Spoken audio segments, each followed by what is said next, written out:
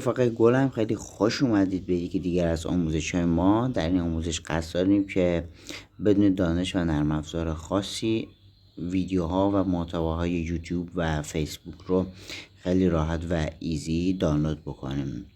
خب قبل از اینکه بریم سراغ آموزش به شما پیشنهاد میکنم که کانال من رو سابسکرایب کنید و حتما عضو کانال تلگراممون هم بشید تا از جدیدترین ویدیوها و ترفندهای آموزشی ما با خبر بشید. مرسی. بریم سراغ آموزش.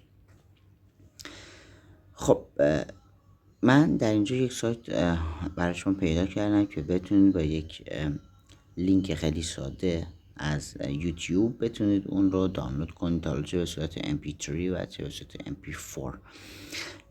با عنوان مثال ما میریم از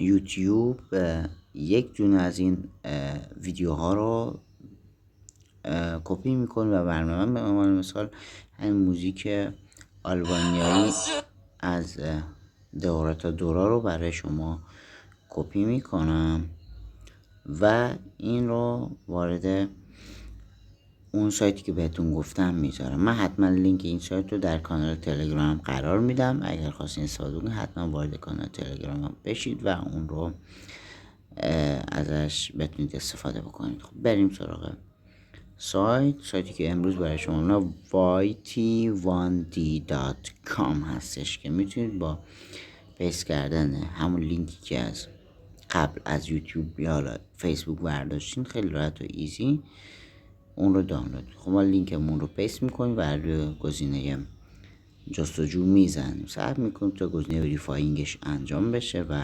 ویدیو رو برای ما پیدا بکنه. همچنان داره میچرخه. خب ساکسس شد و ویدیو رو برای ما پیدا کرد.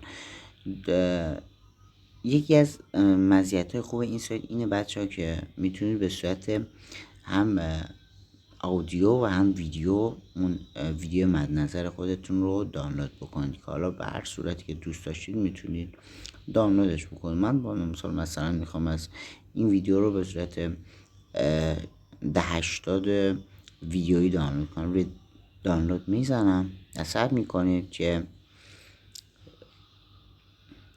تبدیل ویدیوی ما انجام بشه.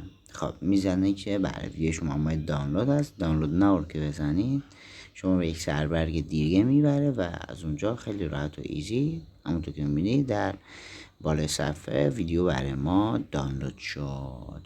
امیدوارم که از این آموزش شما هم لذت کافی رو برده بوده باشید و به کارتون بیاد. اگر من الان روی خود ویدیو بزنم ویدیو هم برای ما باز میشه. من به علت قوانین کپی رایت یوتیوب من این ویدیو رو پخش نمی کنم.